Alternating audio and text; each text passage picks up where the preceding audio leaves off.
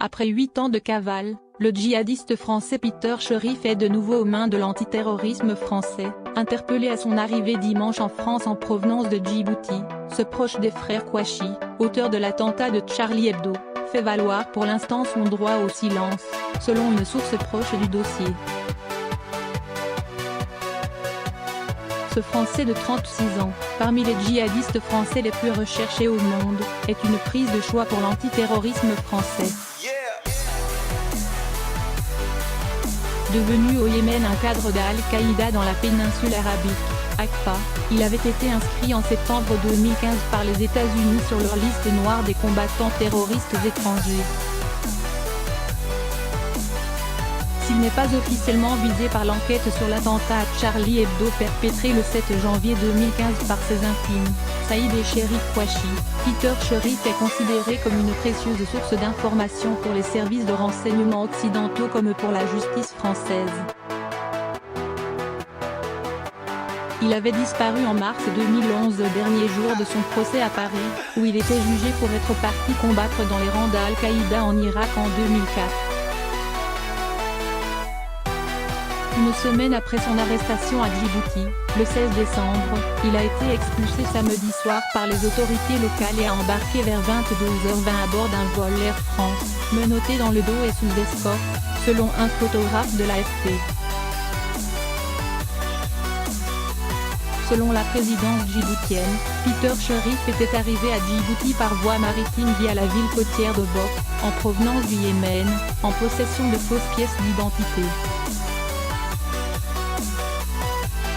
Dimanche, il a été réceptionné à l'aube par les policiers de la DGSI, Direction Générale de la Sécurité Intérieure, à son arrivée à l'aéroport Roissy-Charles de Gaulle. Peter Cherif avait fui la justice française, il devra devant elle répondre de ses actes, a tweeté dans la foulée le ministre de l'Intérieur, Christophe Castaner, saluant l'efficacité de ses services et des échanges internationaux. Peter Cherif a été placé en garde à vue dans le cadre d'une enquête préliminaire ouverte par le parquet de Paris en mai 2017 pour association de malfaiteurs terroristes criminels, a précisé dimanche le parquet antiterroriste. Il a pu s'entretenir avec son avocat, Éric Plouvier, qui l'assistait déjà avant sa fuite, a appris l'AFP de sources proches du dossier. Selon cette source, il entend faire valoir son droit au silence jusqu'à sa présentation à un juge d'instruction, issue probable de sa garde à vue qui peut durer jusqu'à 96 heures. En raison de ses liens avec les frères Kouachi, le nom de Peter Cherif apparaît dans l'enquête sur les attentats de janvier 2015, Charlie Hebdo, Montrouge, et Père Caché, qui ont fait 17 morts. Mais s'il a pu être présenté par certains médias comme un possible commanditaire de ces attentats, Peter Cherif ne fait l'objet d'aucun mandat d'arrêt dans ce dossier.